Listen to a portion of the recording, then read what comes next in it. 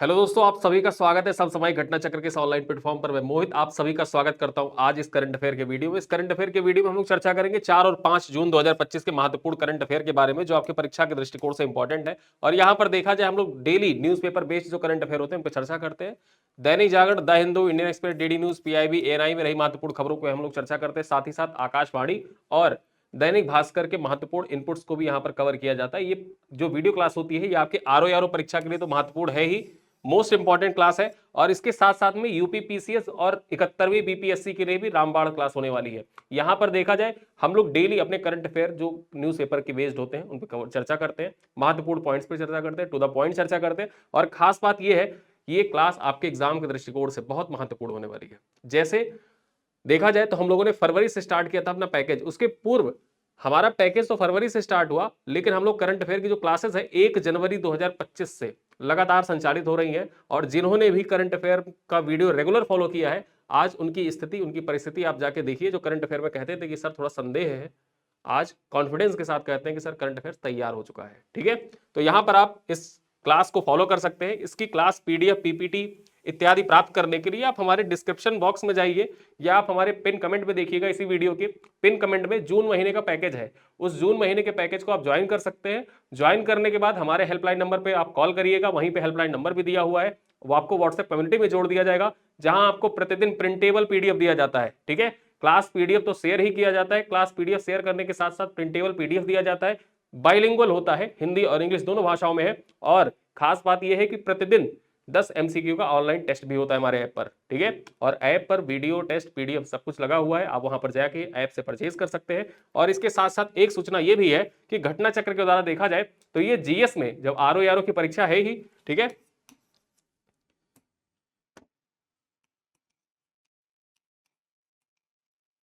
RO exam को ध्यान में रखते हुए देखा जाए तो अब से लगभग 50 दिन बचे हुए हैं आपकी परीक्षा को। और ये 50 दिन जो बचे हुए हैं, अंतिम 50 दिन रिवीजन के 50 दिन है।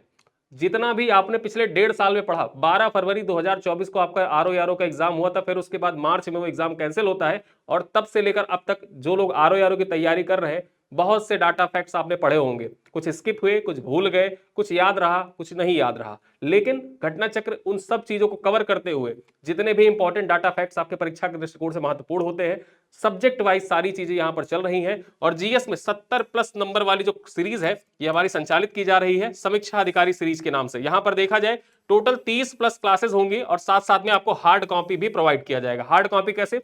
30+ जो क्लास है, ये 30+ क्लास आपकी चलेगी, तो हमारी जो क्लास पीपीटी होगी या क्लास पीडीएफ जो होती है, उसको हम लोग तुरंत ग्रुप में शेयर कर देंगे क्लास होने के बाद में। और क्लास होने के बाद जब आप रिवीजन करेंगे, क्लास किया, क्लास के बाद एक बार रिवीजन कर लिया, आपकी वो चीजें वहां से तैयार है।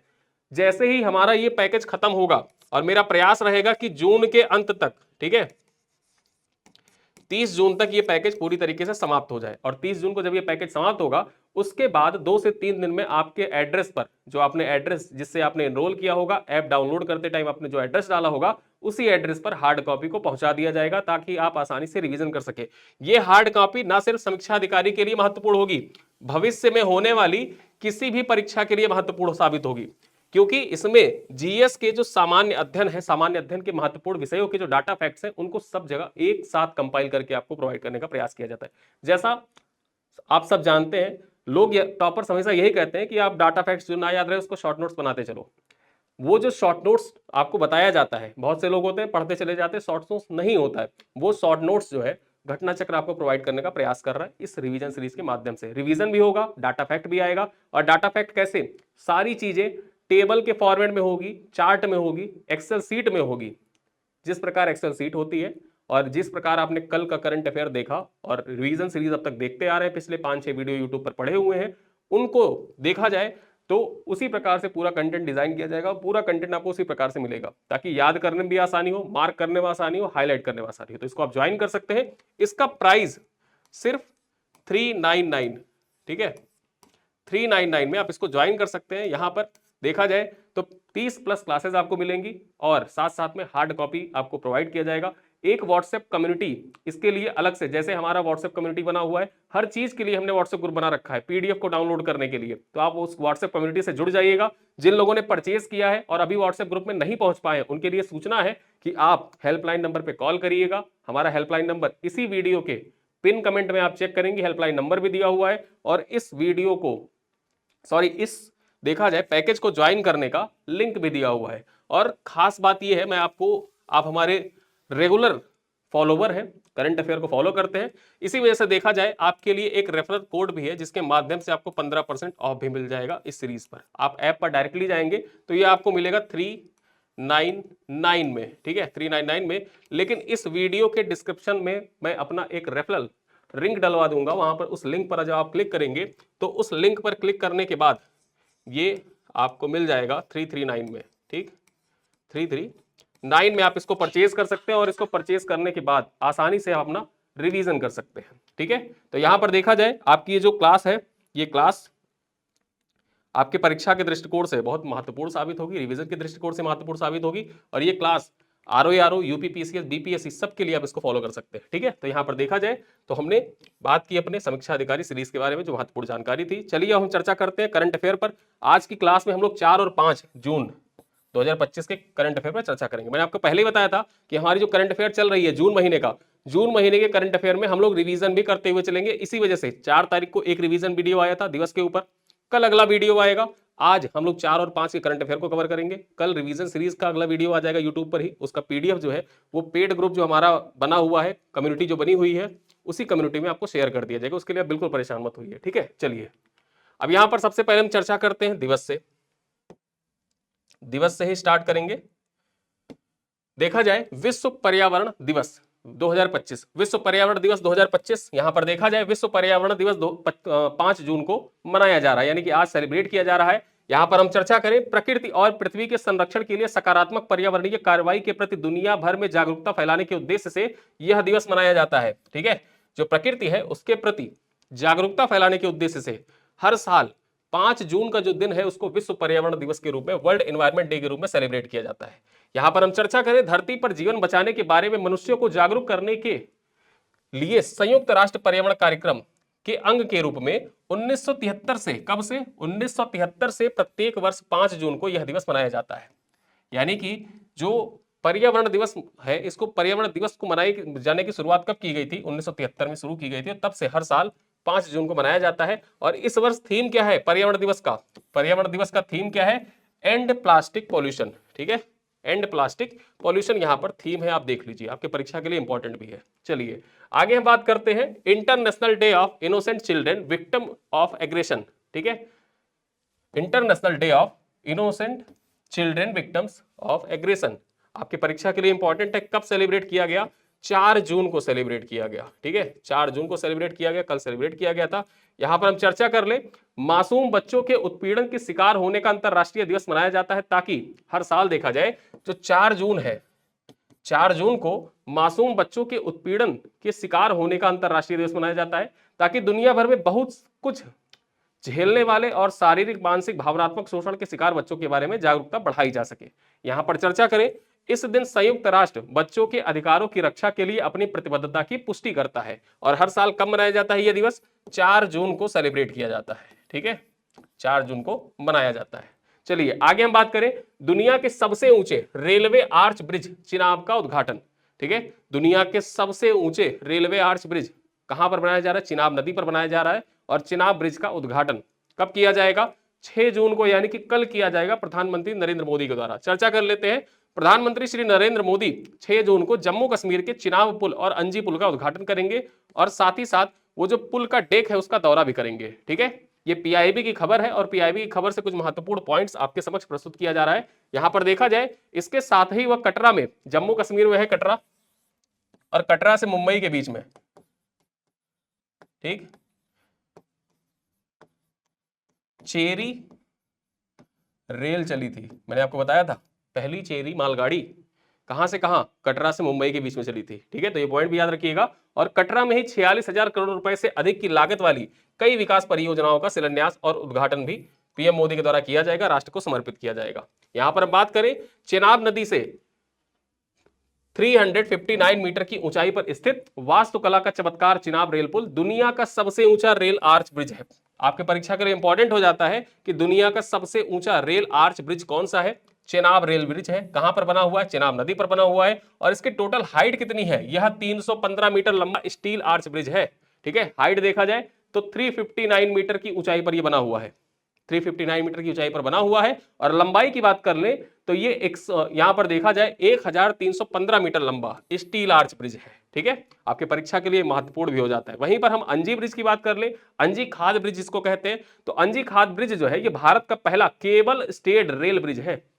ठीक है, भारत का पहला केबल स्टेट रेल ब्रिज कौन सा? परीक्षा में आपसे डायरेक्टली पूछे, अंजी ब्रिज या अंजी खाद ब्रिज लिखा होगा, उसको आप टिक कर दीजिएगा। ये पॉइंट याद रखिए, आपके एग्जाम के लिए इंपॉर्टेंट हो जाता है। क्यों? क्योंकि ये भारत का पहला है और ये भारत का सबसे ऊंचा है, दुनिया का सबसे ऊंचा है। ठीक है, भारत के सबसे ऊंचा है होने के साथ साथ में ये दुनिया का सबसे ऊंचा है। और मैं आपको एक चीज और बता दूं, अभी जून महीने में ही चीन में एक आर्च ब्रिज का उद्घाटन किया जाएगा। उसके बाद फिलहाल 6 जून को जिस दिन उद्घाटन किया जाएगा उस दिन तक, ठीक है, उस दिन तक ये रहेगा। और इसके बाद जून महीने के एंड में चीन में भी एक आर्च ब्रिज का उद्घाटन किया जाएगा, फिर उसके बाद वो हो जाएगा। ठीक है, तो यहां पर याद रखिए भारत का सबसे ऊंचा रेल आर्च ब्रिज कौन सा? चेनाब नदी पर बना है, चेनाब ब्रिज। और वहीं पर अंजी ब्रिज है, ये भारत का पहला केबल स्टेड रेल ब्रिज है। ठीक, चलो अगली खबर पर चर्चा करें। 2027 में 2 चरणों में जनगणना कराने का निर्णय लिया गया है। सरकार के द्वारा 2 चरणों में जनगणना कराने का निर्णय लिया गया है। चूंकि जनगणना होनी थी 2021 में, हर साल देखा था आपने कि 2021 2011 में हुई, 2001 में हुई, तो 2021 में होनी थी, लेकिन कोविड के कारण जनगणना जो थी वो डिले हो गई। अब डिले होते होते अब सरकार ने निर्णय लिया है कि हम 2027 में कराएंगे, लेकिन गणना का वर्ष 2027 नहीं होगा।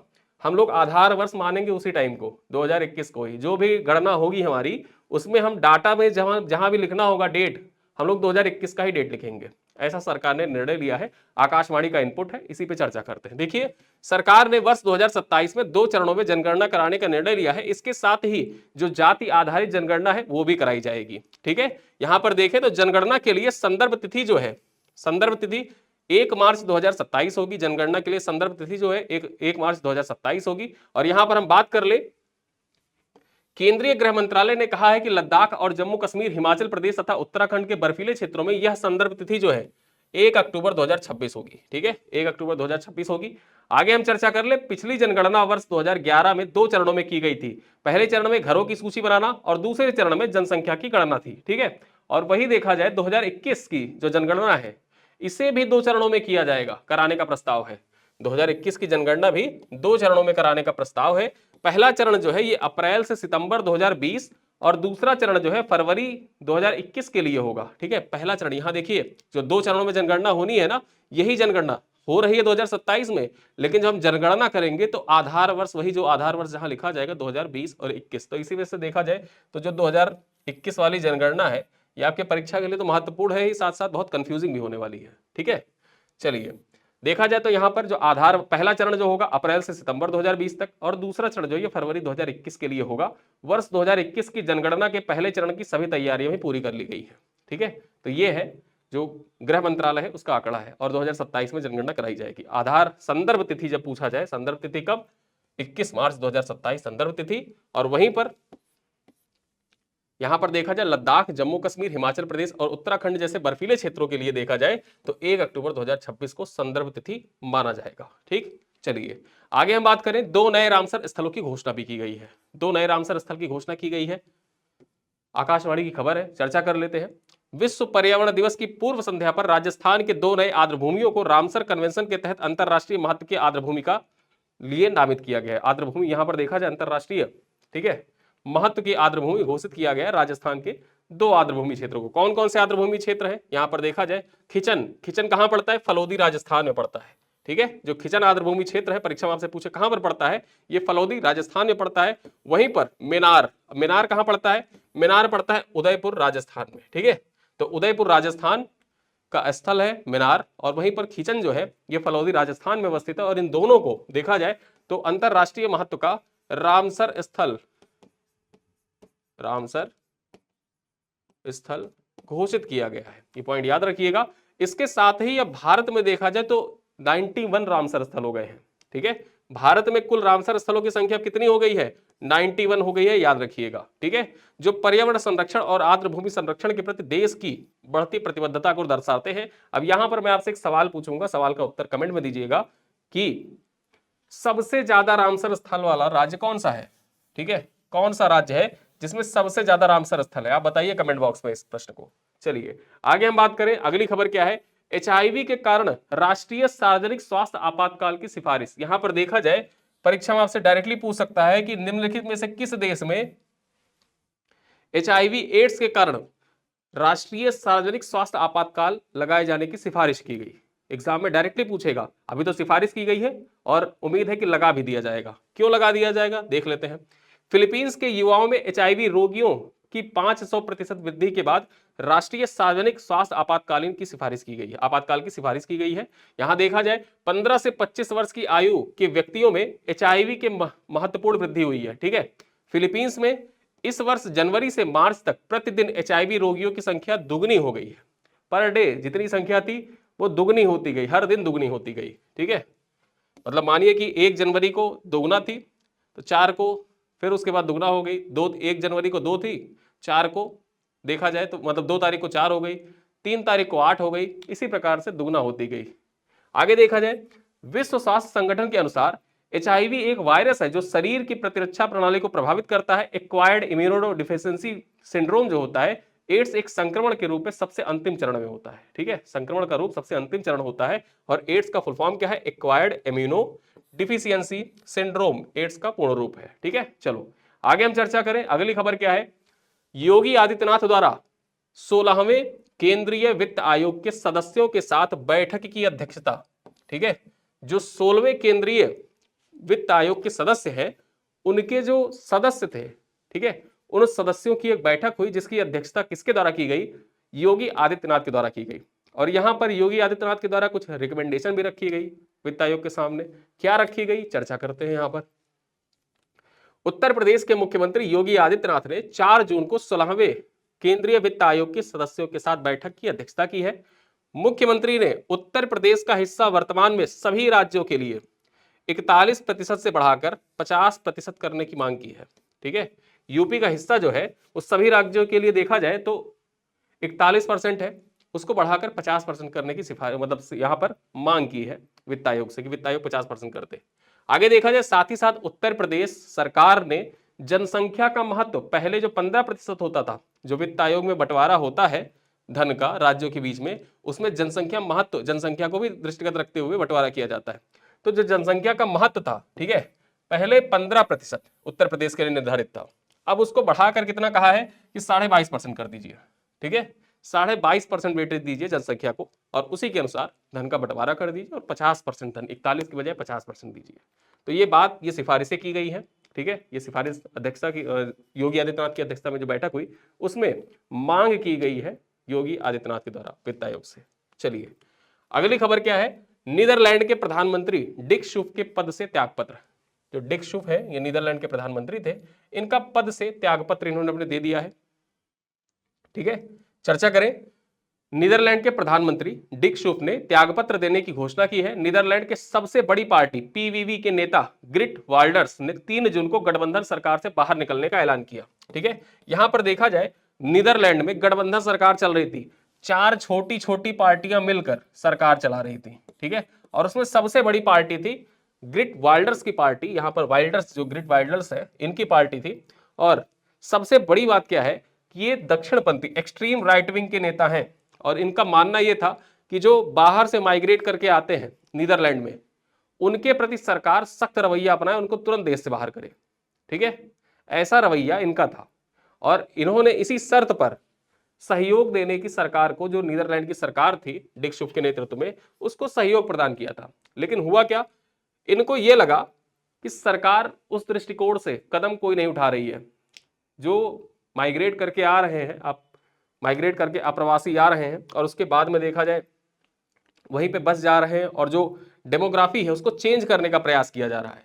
ठीक है, तो ये सारी चीजें जब देखते हुए यहाँ पर जो ग्रिट वाल्डर्स है, इन्होंने अपना समर्थन पीछे खींच लिया सरकार से। समर्थन पीछे खींच लिया तो सरकार अल्पमत में आ गई डिकशुफ की। और उसके बाद हुआ क्या कि जब तक कार्यवाहक, अभी क्या है कि जब तक चुनाव नहीं हो जाता और नए प्रधानमंत्री नहीं बन जाते तब तक तो डिकशुफ जो है वो कार्यवाहक प्रधानमंत्री की भूमिका में रहेंगे। लेकिन अब इन्होंने अपना त्यागपत्र अपने पद से दे दिया है, अभी तो कार्यवाहक पदभार संभाला हुआ है। ठीक है, यहां पर देखा जाए गठबंधन के साथी दल शरणार्थी संकट को लेकर कड़ी नीति नहीं बना रहे थे। इस वजह से पीवीबी के नेता ग्रिट वाइल्डर्स ने गठबंधन से निकलने का फैसला किया था। ठीक है, तो वही जो बात मैंने आपको समझाई वही है मेन उद्देश्य कि जो शरणार्थी संकट है, ठीक है, शरणार्थी संकट, इस पे जो नीति है, सरकार ने कहा था कि हम नीति बनाएंगे लेकिन नीति नहीं बनाई, तो इन्होंने कहा भैया हम समर्थन वापस ले रहे हैं अपना, हमको नहीं देना समर्थन। ठीक है, तो समर्थन वापस ले लिया, सरकार गिर चुकी है। चलिए आगे देखा जाए, हेल्थ केयर में एआई सेंटर ऑफ एक्सीलेंस के लिए आईआईटी दिल्ली और एम्स के बीच समझौता हुआ है। ठीक है, चर्चा कर ले। अखिल भारतीय प्रौद्योगिकी संस्थान ने भारतीय प्रौद्योगिकी संस्थान दिल्ली के साथ एक समझौते ज्ञापन पर हस्ताक्षर किए हैं ताकि हेल्थ केयर में आर्टिफिशियल इंटेलिजेंस के लिए एक केंद्र ऑफ एक्सीलेंस यानी कि सेंटर ऑफ एक्सीलेंस, यहां पर केंद्र लिखा है, केंद्र का मतलब सेंटर, सेंटर ऑफ एक्सीलेंस स्थापित किया जा सके। तो आपके परीक्षा में पूछा जा सकता है कि हेल्थ केयर सेक्टर में सेंटर ऑफ एक्सीलेंस स्थापित करने के लिए आईआईटी दिल्ली ने किसके साथ समझौते ज्ञापन पर हस्ताक्षर किया है, तो एम्स के साथ समझौते ज्ञापन पर हस्ताक्षर किया है। ठीक है, चलो आगे बात कर ले। यह नया केंद्र अत्याधुनिक आर्टिफिशियल इंटेलिजेंस प्रेरित समाधानों के विकास पर केंद्रित होगा जिसका उद्देश्य भारत के प्रमुख राष्ट्रीय स्वास्थ्य कार्यक्रमों को मजबूत बनाना है। ठीक, तो यह पॉइंट याद रखिएगा। बेसिकली होगा क्या, जो भारत में, ठीक है, राष्ट्रीय स्वास्थ्य कार्यक्रम चल रहे हैं उनको और मजबूत बनाने के लिए एआई का प्रयोग किया जाएगा और इसी दृष्टिकोण से सेंटर ऑफ एक्सीलेंस आपके एग्जाम के लिए इंपॉर्टेंट हो जाता है। अगली खबर क्या है, ली जे म्यांग, ली जे म्यांग का नाम याद रखिएगा और ये नाम आपसे परीक्षा में पूछा जा सकता है, मोस्ट इंपॉर्टेंट हो जाता है। ठीक, आपके परीक्षा के लिए इंपॉर्टेंट हो जाता है। यहां पर देखा जाए तो एशियाई कंट्री है, ठीक है, दक्षिण कोरिया, और आपके परीक्षा के दृष्टिकोण से इंपॉर्टेंट भी है यहां से सवाल आना। तो ली जे म्यांग ने दक्षिण कोरिया के 21वें राष्ट्रपति की शपथ ली है। ठीक है, 21वें ली जे म्यांग दक्षिण कोरिया के 21वें राष्ट्रपति। चर्चा कर लेते हैं। लिबरल डेमोक्रेटिक पार्टी के नेता ली जे म्यांग ने आज, यानी कि देखा जाए 4 जून को, यहां आज लिख गया है 4 जून हो जाएगा, 4 जून को दक्षिण कोरिया के 21वें राष्ट्रपति के रूप में शपथ ली है। इनका कार्यकाल जो है ये 5 वर्ष का होगा। कितने वर्ष का होगा, 5 वर्ष का होगा, ये पॉइंट याद रखिए। आगे देखा जाए, इनके निकटतम प्रतिद्वंदी कंजर्वेटिव पीपुल पावर पार्टी के किम मून सू थे। ठीक है, किम मून सू थे। यहां पर देखा जाए इन्होंने किम मून सू को पराजित किया है। पूर्व कंजर्वेटिव नेता सुक योल के मार्शल लॉ लागू करने के कारण पद से हटा दिए जाने के बाद यह मतदान हुआ था। आपके लिए मैं एक चीज बता दूं, यहां पर जो कंजर्वेटिव पार्टी के नेता थे, ठीक है, यूंग सुक योल, इन्होंने क्या किया था कि दक्षिण कोरिया में मार्शल लॉ लगा दिया था। खुद से ही बैठे बैठे अचानक से रात को 8 बजे इनको ख्याल आया कि मार्शल लॉ लगा देते हैं। ठीक है, आपातकाल बेसिकली लगा देते हैं। तो आपातकाल लगा दिया, फिर उसके बाद क्या हुआ कि लोगों को, जो नेता थे मतलब इनके प्रतिद्वंदी नेता जो थे, उनको इन्होंने कैद करना स्टार्ट कर दिया। फिर तुरंत धीरे धीरे धीरे विरोध होना स्टार्ट हुआ और विरोध होने के बाद फिर इनको क्या किया गया कि इन्हीं को अरेस्ट कर लिया गया। जो कंजर्वेटिव पूर्व नेता थे यूंग सुक योल को, इन्हीं को गिरफ्तार कर लिया गया। अब गिरफ्तार कर लिया गया, हुआ क्या कि इन्होंने फैसला, मतलब इन्होंने आर्मी को आदेश दिया था कि जो लोग विद्रोह करने का प्रयास करें उनको गोली चला दो। आर्मी ने मना कर दिया, आर्मी ने इनको ही गिरफ्तार कर लिया। उसके बाद क्या हुआ कि इन्होंने माफी तो मांगी, माफी मांगी कि हमसे गलती हो गई, हमको लगा कि स्थितियां बिगड़ रही हैं तो इस वजह से हमने आपातकाल लगाने का प्रयास किया। लेकिन उसके बाद होता क्या है कि इनको पद से हटा दिया जाता है। और जब पद से हटा दिया गया तो भाई राष्ट्रपति का फिर से चुनाव होना था, फिर से मतदान होना था। तो अब यहां पर देखा जाए दक्षिण कोरिया के 21वें राष्ट्रपति कौन बने हैं, ली जे म्यांग। ठीक है, तो इस वजह से इनका नाम इंपॉर्टेंट हो जाता है। और आप एक चीज नोटिस करिएगा, जब भी आपके परीक्षा में अंतरराष्ट्रीय नियुक्तियों से संबंधित सवाल पूछे जाते हैं तो उनमें जो राष्ट्राध्यक्ष होते हैं उनसे संबंधित सवाल आते हैं। एशिया का हो, दक्षिण अफ्रीका का हो या यूरोप का हो, इन पे 3 फोकस किया जाता है। और खास कहां पर फोकस किया जाता है, अगर कोई ऐसा है कि मिलिट्री शासन था, ठीक है, सेना ने कैप्चर कर रखा था, फिर उसके बाद में जो जनता है, जनता ने फिर किसी को चुना और उसके बाद कोई नेता आया तो उसके बारे में पूछ लिया जाता है। या तो कहीं ऐसा होता है कोई विवादित चीज उत्पन्न हो गई, विवाद के कारण कहीं पर नेता परिवर्तन हुआ, तो वहां से संबंधित सवाल यूपीपीसीएस पूछता है। कंट्रोवर्सी पे जो सवाल होते हैं वहां से संबंधित सवाल आते हैं। और यहां पर हुआ क्या था कि दक्षिण कोरिया में कंट्रोवर्सी हुई थी, उसके बाद नए नेता आए हैं तो सवाल आना लाजमी हो सकता है। चलिए आगे हम बात कर ले लद्दाख राजभाषा अधिनियम 2025। लद्दाख राजभाषा अधिनियम 2025 के बारे में चर्चा करें तो राष्ट्रपति द्रौपदी मुर्मू ने लद्दाख राजभाषा अधिनियम 2025 पर मुहर लगा दी है और यह पूरे केंद्र शासित प्रदेश में लागू हो गया है। चर्चा कर लेते हैं है क्या बेसिकली। तो विधि और न्याय मंत्रालय ने कल यानी कि 4 जून को इस अधिनियम को अधिसूचित किया और अंग्रेजी, हिंदी, उर्दू, भोटी और पुर्गी को इस केंद्र शासित प्रदेश के सभी राजकीय उद्देश्यों के लिए इस्तेमाल की जाने वाली राजभाषा के रूप में मान्यता प्रदान की है। 5 भाषाएं हैं, याद रखिएगा, अंग्रेजी, हिंदी, उर्दू, भोटी और पुर्गी। ये 5 भाषाओं का प्रयोग आप केंद्र शासित प्रदेश लद्दाख में किसी भी राजकीय कार्य के लिए कर सकते हैं। अभी तक होता क्या था कि इस अधिनियम के लागू होने से पहले अंग्रेजी भाषा का इस्तेमाल सरकारी कामकाज के लिए ही किया जाता था, सिर्फ अंग्रेजी का। तो वहां पे जो नेटिव थे उन्होंने विद्रोह क्या किया, विरोध किया कि केवल अंग्रेजी का ही क्यों करते हैं, जो हमारी क्षेत्रीय भाषाएं हैं, भोटी है, पुर्गी है, इसका भी इस्तेमाल करना चाहिए, हिंदी का क्यों नहीं करते हैं। ठीक है, जिसमें सोनम वांगचुक का भी नाम आता था कि वो लोग भी भाई कहते थे कि हिंदी हमारी, जैसे कहा जाता है कि भारत की राष्ट्रभाषा हिंदी राष्ट्रभाषा है, तो हिंदी में क्यों नहीं करते हैं। तो इन्हीं सब चीजों को देखते हुए लद्दाख राजभाषा अधिनियम 2025 को पारित किया गया और उसके बाद अधिनियम पर द्रौपदी मुर्मू के द्वारा हस्ताक्षर कर दिया गया, मुहर लगा दी गई फाइनली। ठीक है, तो 5 भाषाओं को याद रखिएगा, अंग्रेजी, हिंदी, उर्दू, भोटी और पुर्गी। आगे चर्चा करें, अगली खबर क्या है। हैदराबाद में विश्व स्तरीय इको टाउन विकसित करने की घोषणा की गई है। तेलंगाना सरकार ने जापान के किताक्यूशु, ठीक है, किताक्यूशु शहर से प्रेरित होकर हैदराबाद में एक विश्व स्तरीय इको टाउन विकसित करने की योजना की घोषणा की है। यह परियोजना जो है 80 एकड़ भूमि पर फैली होगी। ठीक है, तो परीक्षा के दृष्टिकोण से इंपॉर्टेंट हो जाता है, जापान के किताक्यूशु शहर से प्रेरित होकर भारत के किस शहर में विश्व स्तरीय इको टाउन से विकसित की जाएगी, कहां पर, हैदराबाद में विकसित की जाएगी और इसकी घोषणा तेलंगाना सरकार के द्वारा की गई है। 80 एकड़ में फैली होगी, यहां पर आप देख सकते हैं तेलंगाना के सीएम। आगे देखा जाए, यह पहल तेलंगाना और किताक्यूशु के बीच द्विपक्षीय सहयोग समझौते का परिणाम है। ठीक है, आपसे एग्जाम में यह भी पूछ सकता है कि विश्व स्तरीय इको टाउनशिप विकसित करने के लिए तेलंगाना सरकार के द्वारा निम्नलिखित में से किस जापान के किस शहर के साथ, ठीक है, समझौते ज्ञापन पर हस्ताक्षर किया गया, किताक्यूशु। चलिए आगे चर्चा करें। यह सहयोग संवहनीयता एवं स्मार्ट सिटी परियोजना पर केंद्रित एक पारिस्थितिकी तंत्र के निर्माण के लिए आधारशिला रखेगी। यहां पर देखा जाए, ये जो समझौता हुआ है बेसिकली ये सक्सेसफुल रहा तो भारत के विभिन्न राज्य जो है उनके जो मॉडल शहर है ना, वो विदेशों के जो शहर हैं, सिटीज हैं, उनके साथ आपस में ऐसे ही एमओयू पर साइन करेंगे और अपने शहर को उसी शहर के अनुसार विकसित करेंगे। जैसे वहां पर इंफ्रास्ट्रक्चर है वैसा ही इंफ्रास्ट्रक्चर बिल्ड करने का, डेवलप करने का प्रयास किया जाएगा। ठीक है, तो उस दृष्टिकोण से देखा जाए तो ये स्मार्ट सिटी योजना पर केंद्रित एक पारिस्थितिकी तंत्र के निर्माण के लिए आधारशिला भी रखेगा। चलिए आगे देखिए, रॉयल चैलेंजर्स बेंगलुरु ने 18 साल में पहली आईपीएल खिताब जीता।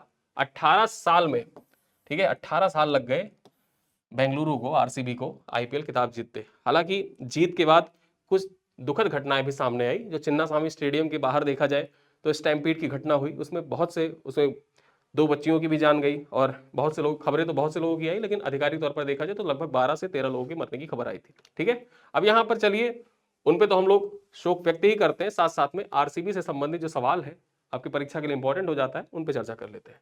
यहाँ पर देखा जाए विजेता टीम कौन रही, आरसीबी रही।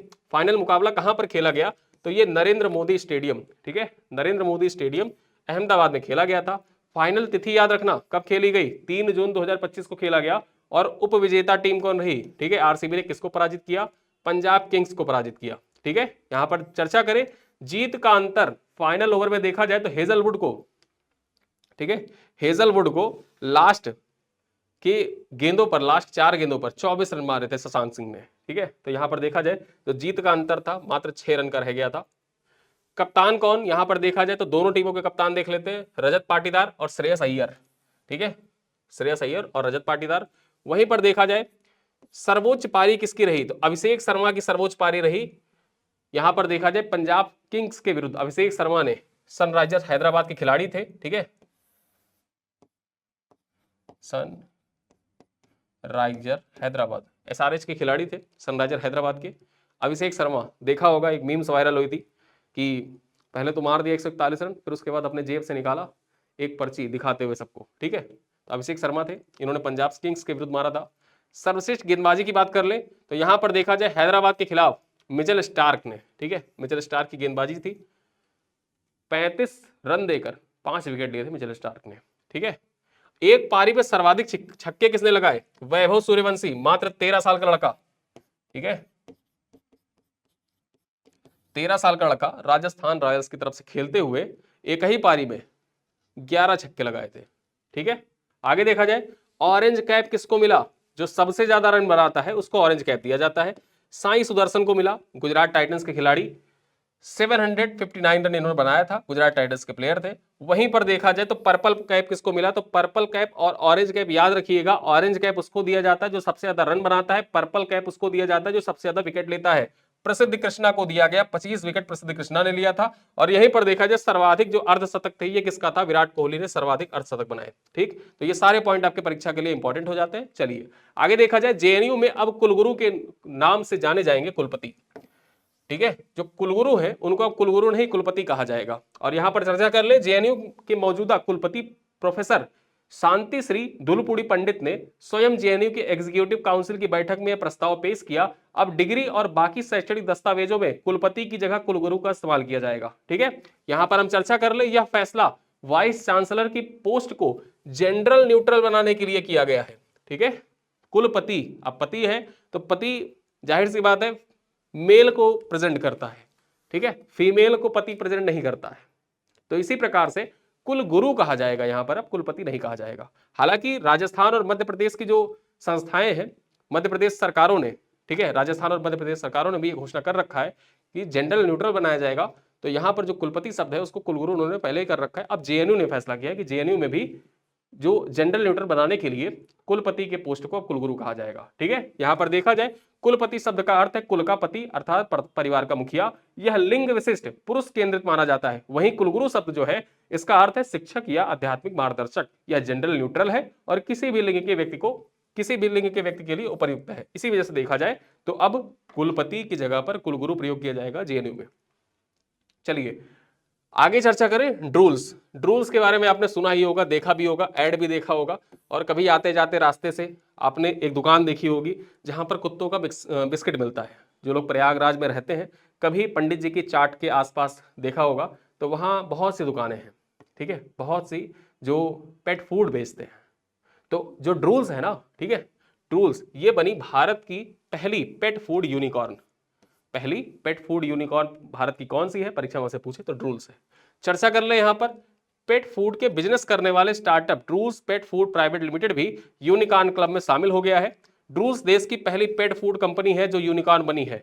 यहां पर चर्चा कर ले, इसके साथ ही ड्रूल्स इस वर्ष यूनिकॉर्न बनने वाली भारत की चौथी कंपनी, यानी कि 2025 में यूनिकॉर्न अब तक कितनी कंपनियां बन चुकी हैं? ड्रूल्स को लेकर टोटल 4 कंपनियां हैं जो बन चुकी हैं यूनिकॉर्न। सबसे पहले कौन सी बनी थी? तो डीप टेक स्टार्टअप नेट्राडाइन। ठीक है, जनवरी में $90 मिलियन जुटाने के बाद 2025 की पहली यूनिकॉर्न बनी थी। उसके बाद अप्रैल में जसपे और मई में लॉजिस्टिक फर्म पोर्टर जो थी ये यूनिकॉर्न बनी थी। और अब देखा जाए यहां पर तो ड्रूल्स जो है ये ड्रूल्स भी बन गई है यूनिकॉर्न। और ड्रूल्स यूनिकॉर्न बनने वाली कौन सी कंपनी? चौथी कंपनी है। ठीक है, चलो आगे हम बात करें, स्वदेशी ध्रुवीय अनुसंधान पोत निर्माण हेतु भारत का नॉर्वे के साथ एमओयू पर हस्ताक्षर किया गया है। ध्रुवीय और महासागरीय अनुसंधान में भारत की क्षमताओं को बढ़ावा देने के लिए भारत अपना पहला ध्रुवीय अनुसंधान पोत, ठीक है, पोलर रिसर्च व्हीकल तैयार करेगा। इसके लिए कोलकाता स्थित garden rich builders engineers limited और नॉर्वे स्थित कोंगसबर्ग ओस्लो में 3 जून 2025 को एक समझौते ज्ञापन पर हस्ताक्षर किया गया। ठीक है, तो यहां पर आपके परीक्षा के लिए इंपॉर्टेंट हो जाता है कि पोलर रिसर्च व्हीकल विकसित करने के लिए किसके बीच समझौते ज्ञापन पर हस्ताक्षर हुआ है? गार्डन रीच बिल्डर्स के बीच में और यहां पर नॉर्वे के कोंगसबर्ग ओस्लो के बीच में समझौते ज्ञापन पर हस्ताक्षर किया गया है। ठीक है, देखा जाए इसके लिए कोलकाता स्थित गार्डन रीच बिल्डर्स और इंजीनियर्स लिमिटेड तथा नॉर्वे स्थित कोंगसबर्ग के ओस्लो के बीच में 3 जून 2025 को एक समझौते ज्ञापन पर हस्ताक्षर हुआ है। इस एमओयू के तहत क्या होगा कि भारत अपने पहले ध्रुवीय अनुसंधान पोत का निर्माण कोलकाता में करेगा। ठीक है, भारत का पहला ध्रुवीय अनुसंधान पोत कहां पर बनेगा? कोलकाता में बनेगा। और यहां पर देखा जाए इसका जो निर्माण है वो किसके द्वारा किया जाएगा? तो इसका निर्माण गार्डन रीच बिल्डर्स लिमिटेड के द्वारा ही किया जाएगा। ठीक है, चलिए आगे हम बात करें, अर्बन अड्डा 2025 सम्मेलन का उद्घाटन। अर्बन अड्डा 2025 सम्मेलन का उद्घाटन चर्चा कर लेते हैं पॉइंट पर। डीडी न्यूज की खबर है, आपकी परीक्षा के लिए इंपॉर्टेंट भी है। यहां पर देखिए तो केंद्रीय श्रम एवं रोजगार तथा युवा मामलों के खेल मंत्री डॉक्टर मनसुख मांडवीय ने अर्बन अड्डा 2025 सम्मेलन का उद्घाटन नई दिल्ली में 3 जून 2025 को किया। कब किया? 3 जून 2025 को इसका उद्घाटन किया। यहां पर देखा जाए आयोजन तिथि अर्बन अड्डा 2025 सम्मेलन कब से कब तक आयोजित किया जा रहा है, तो 3 से लेकर 5 जून के बीच में, यानी कि आज इसका समापन होगा। ठीक है, यहां पर देखा जाए आयोजन स्थल के बारे में चर्चा कर ले तो इसका आयोजन स्थल है इंडिया हैबिटेट सेंटर नई दिल्ली में इसका आयोजन किया जा रहा है। आयोजक कौन है यहां पर, किसके द्वारा आयोजित किया जा रहा है, तो राहगीर फाउंडेशन द्वारा international council on clean transportation और गुरुजल के साथ साझेदारी से इसका आयोजन किया जा रहा है। ठीक है, उद्देश्य क्या है बेसिकली इसके आयोजन का, अड्डा 2025 के आयोजन का उद्देश्य क्या है, यह 3 दिवसीय सम्मेलन का उद्देश्य युवाओं, विशेषज्ञों और दिग्गजों को एकजुट करके बेहतर शहरी भविष्य बनाना है। ठीक है, जो बेहतर शहरी भविष्य है, बेहतर शहरी भविष्य के लिए सभी को एकत्रित करना, एक मंच प्रदान करना, ताकि ज्ञान साझा करने के माध्यम के साथ साथ में जो शहरी भविष्य है उसको उचित मार्गदर्शन किया जा सके, उसी उद्देश्य से अर्बन अड्डा 2025 का आयोजन किया गया। ठीक है, इंडिया हैबिटेट सेंटर नई दिल्ली में। चलिए अगली खबर पर चर्चा करें। भारत को 2026 से 28 की अवधि के लिए संयुक्त राष्ट्र का आर्थिक एवं सामाजिक परिषद का सदस्य चुना गया है। ठीक है, यहां पर देखा जाए भारत को 2025 से 28 की अवधि के लिए संयुक्त राष्ट्र की आर्थिक एवं सामाजिक परिषद के लिए चुना गया है। आपके परीक्षा के लिए इंपॉर्टेंट भी हो जाता है। यूपीपीसीएस 2021 और साथ साथ में देखा जाए यूपी एपीओ 2023, आई थिंक 2023 में हुआ था। ठीक है, यूपी एपीओ 2023, ऐसे ही सवाल आपकी परीक्षा में आ चुका है। ठीक, सेम सवाल यूपी पीसीएस 2021 में आया था और यूपी एपीओ 2023 की जो परीक्षा हुई थी वैसा सवाल पूछा जा चुका है। तो आपकी परीक्षा के लिए जो अवधि होती है ना, कब से कब तक, 2026 से 28 तक की अवधि के लिए। ठीक है, 2026 से 28 तक की अवधि।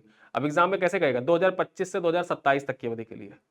तो 25 नहीं, 25 तो आधा बीत चुका है, 6 महीने हो चुके हैं, 6 महीने ही बचे हैं और 26 से 28 तक की अवधि के लिए चुना गया है। देखा जाए तो यह परिषद सतत विकास के लिए 3 आयामों आर्थिक, सामाजिक और पर्यावरणीय को आगे बढ़ाने के लिए संयुक्त राष्ट्र व्यवस्था के केंद्र में है।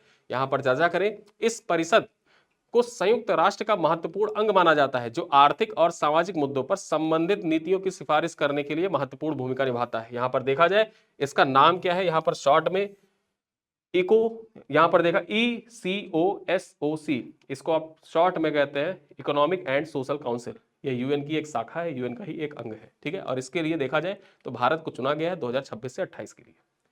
आगे हम चर्चा कर लें 2025-26 के लिए भारतीय उद्योग परिसंघ CII confederation of Indian industries जो है, इसके अध्यक्ष कौन बने हैं, चर्चा कर लें। यहां पर EY इंडिया के अध्यक्ष और CEO राजीव मेमानी, नाम याद रखना। ठीक है, भारतीय उद्योग परिसंघ के अध्यक्ष कौन बने हैं 2025-26 की अवधि के लिए, तो यहां पर राजीव मेवानी। ठीक है, राजीव मेवानी जो है ये अध्यक्ष बने, आपके एग्जाम के लिए इंपॉर्टेंट हो जाता है इनका नाम। ठीक है, इनको वित्त वर्ष 2025-26 के लिए भारतीय उद्योग परिषद का अध्यक्ष नामित किया गया है। चलिए आगे देखें, भारत में जन्मी आसमा खान के 195 गीत गिनीज बुक में शामिल किया गया है। यहां पर देखा जाए तो ये खबर है दैनिक जागरण की, जो भारत में जन्मी आसमा खान है, इनका 195 गीत जो है इसको गिनीज बुक में शामिल किया गया है। चर्चा कर लेते हैं। भारत में जन्मी ब्रिटिश नागरिक आसमा खान उन 195 देशों की महिलाओं में शामिल है जिन्होंने 195 नामक गीत गाया है और जिसे Guinness book of world record में नाम दर्ज किया गया है। ठीक है, 195 देशों की महिलाओं ने, ठीक है, 195 देशों की 195 महिलाओं ने 195 गीत गाए हैं बेसिकली। ठीक है, तो गिनीज बुक में इनका नाम दर्ज कर दिया गया है। आसमा खान याद रखिएगा कि ब्रिटिश नागरिक है, भारत में जन्मी है। यह गीत लैंगिक समानता के प्रति जागरूकता बढ़ाने और ध्वनि चिकित्सा की शक्ति के लोगों से परिचित कराने के लिए एक वैश्विक आंदोलन खड़ा करने के उद्देश्य से रचा गया था। इस अभियान का जो प्रीमियर हुआ था स्विट्जरलैंड के डावोस क्लस्टर्स में विश्व आर्थिक मंच के दौरान 55वीं जब वार्षिक बैठक चल रही थी 20 से 24 जनवरी तब हुआ था। ठीक है, और यहां पर देखा जाए इस गाने को अमेरिका की ग्रेमी नामित multi platinum music producer Major Martin Fuksa, Kingsley M और ब्रेडन ली तथा एरोना डायसन द्वारा सह स्थापित फ्रीक्वेंसी स्कूल में तैयार किया गया है। ठीक है, प्रोड्यूसर का नाम पूछ ले तो प्रोड्यूसर का नाम याद रखिएगा, यहां पर प्रोड्यूसर का नाम है major Martina Fuchs. Major Martina Fuchs के द्वारा संगीत लिखा गया 195 का गीत लिखा गया था, प्रोड्यूसर इसके यही है। ठीक है, और यहां पर जो 195 देशों की महिलाओं ने जो गीत गाया उसमें 195 देशों की जो 195 महिलाएं थीं, उन महिलाओं में नाम शामिल था किसका? आसमा खान का। ठीक, आसमा खान का नाम शामिल था, इस वजह से इंपॉर्टेंट हो जाता है, गिनीज बुक में नाम दर्ज कर लिया गया है। चलिए आगे देखें, ज्यूरिख में दुनिया का सबसे ऊंची 3D प्रिंटेड इमारत ज्यूरिख में बनी है, दुनिया की सबसे ऊंची 3D प्रिंटेड इमारत, चर्चा कर लेते हैं। स्विट्जरलैंड के ज्यूरिख में दुनिया की सबसे ऊंची 3D प्रिंटेड इमारत बनाई गई है, इसे टोर अल्वा, ठीक है, सफेद इमारत नाम दिया गया। क्या नाम दिया गया है? टोर अल्वा इसको नाम दिया गया है। आगे देखा जाए 98.5 फीट ऊंची इस कंक्रीट इमारत को रोबोटिक 3D प्रिंटिंग प्रक्रिया के द्वारा बनाया गया है। इसका डिजाइनिंग आर्किटेक्ट माइकल हंसमेयर और डिजिटल बिल्डिंग टेक्नोलॉजी के प्रोफेसर बेंजामिन डिल्लेनबर्ग के द्वारा किया गया है, डिल्लेनबर्गर के द्वारा किया गया है, बेंजामिन डिल्लेनबर्गर इनके द्वारा तथा माइकल हंसमेयर के द्वारा इसको विकसित किया गया है, निर्माण इसका किया गया है। तो ये पॉइंट याद रखिएगा, हाइट याद रखिएगा, 98.5 फीट की इमारत है ये। 3D रोबोटिक 3D प्रिंटिंग की प्रक्रिया के द्वारा इस इमारत को बनाया गया, यहां पर आप देख सकते हैं, ठीक है, स्विट्जरलैंड के ज्यूरिख में बनाया गया है, दुनिया की सबसे ऊंची 3D प्रिंटेड इमारत है ये। आगे हम चर्चा कर लें, डोपिंग उल्लंघन सूची में भारत का दूसरा स्थान। यहां पर देखा जाए तो दैनिक जागरण की एक खबर है, जो डोपिंग होती है, ठीक है, जो खिलाड़ी होते हैं अपनी स्टेमिना बढ़ाने के लिए कुछ ड्रग्स का इस्तेमाल करते हैं, डोपिंग करते हैं, तो उसमें देखा जाए जो डोपिंग उल्लंघन है उसकी सूची में भारत को दूसरे स्थान पर रखा गया है। चर्चा कर लेते हैं, तो एथलेटिक्स नैतिकता इकाई ने खुलासा किया है कि डोपिंग उल्लंघन के कारण प्रतिस्पर्धा करने में अयोग्य रहे ट्रैक एंड फील्ड खिलाड़ियों के ताजा वैश्विक सूची में भारत दूसरे स्थान पर बरकरार है, यानी कि पहले भी दूसरे स्थान पर था और 2025 में जो नई सूची आई उसमें भी दूसरे स्थान पर ही है। यहां पर देखा जाए जो एथलेटिक्स नैतिक इकाई है, ठीक है, 31 मई एथलेटिक्स नैतिक इकाई जो है ये 31 मई तक सूची जारी की, जिसमें 128 एथलेटिक्स शामिल है और केनिया 134 इसमें शीर्ष स्थान पर है, ठीक है। यहां पर देखा जाए 134 एथलीट के साथ केनिया शीर्ष पर है और 128 एथलीट के साथ भारत जो है यहां पर दूसरे स्थान पर है, ठीक है। यहां देखा जाए इस सूची में वे खिलाड़ी भी शामिल है जो राष्ट्रीय स्तर के मामलों के फैसले के कारण अयोग्य रहे हैं, ठीक है। तो ये इंपॉर्टेंट हो जाता है आपके परीक्षा के दृष्टिकोण से। चलिए अब आज की स्लाइड पर आधारित वीडियो, आज का थोड़ा सा लंबा इसलिए हुआ है कि हमने 2 दिन के करंट अफेयर एक ही दिन में कवर किए हैं, लगभग 24-25 खबरों को जो 2 दिन के रहे उनको हमने कवर किया है। यहाँ के आपके परीक्षा के दृष्टिकोण से कोई भी महत्वपूर्ण खबर छूटी नहीं है, ठीक है। तो परेशान बिल्कुल मत होइएगा और यहाँ पर इन प्रश्नों का उत्तर भी आप कमेंट बॉक्स में दीजिएगा। पहला प्रश्न क्या है कि 2025 में विश्व पर्यावरण दिवस की थीम क्या है? Restore our earth, time for nature, only one earth, and plastic pollution. दूसरा प्रश्न कह रहा है निम्नलिखित में से कौन सा दिवस 4 जून को मनाया जाता है? विश्व ब्रेल दिवस, विश्व बाल दिवस, अंतरराष्ट्रीय बाल श्रम निषेध दिवस, अंतरराष्ट्रीय मासूम बच्चों के उत्पीड़न के लिए शिकार दिवस या बालिका सशक्तिकरण दिवस। क्वेश्चन नंबर 3 है दुनिया का सबसे ऊंचा रेलवे आर्च ब्रिज कौन सा है जिसकी ऊंचाई 359 मीटर है? ठीक है, बोगीबिल ब्रिज, अंजी ब्रिज, चिनाब ब्रिज या करोड़ी पुल। क्वेश्चन नंबर 4 है कथन और तर्क पर आधारित। प्रश्न क्या है? यहां देखा जाए कथन, भारत सरकार ने 2027 में जनगणना 2 चरणों में कराने का निर्णय लिया है, ठीक है। तर्क क्या कह रहा है? इससे जनसंख्या और जातिगत आंकड़ों को बेहतर रूप से संग्रहित किया जा सकेगा। अब यहां आपको बताना है केवल कथन सही है, केवल तर्क सही है, दोनों सही है, तर्क कथन की सही व्याख्या करता है और डी कह रहा है दोनों गलत है। 5वें नंबर का प्रश्न है कि निम्नलिखित में से कौन सा कथन सत्य है? भारत में कुल 93 रामसर स्थल है। बी कह रहा है मिनार राजस्थान, ठीक है, मिनार राजस्थान का 12वां रामसर स्थल बना है।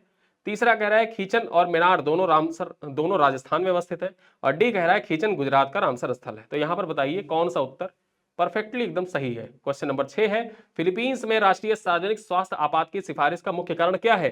कोविड-19 की नई लहर, मंकी पॉक्स का प्रसार, युवाओं में HIV संक्रमण की तीव्र वृद्धि या पोलियो का पुनरुत्थान।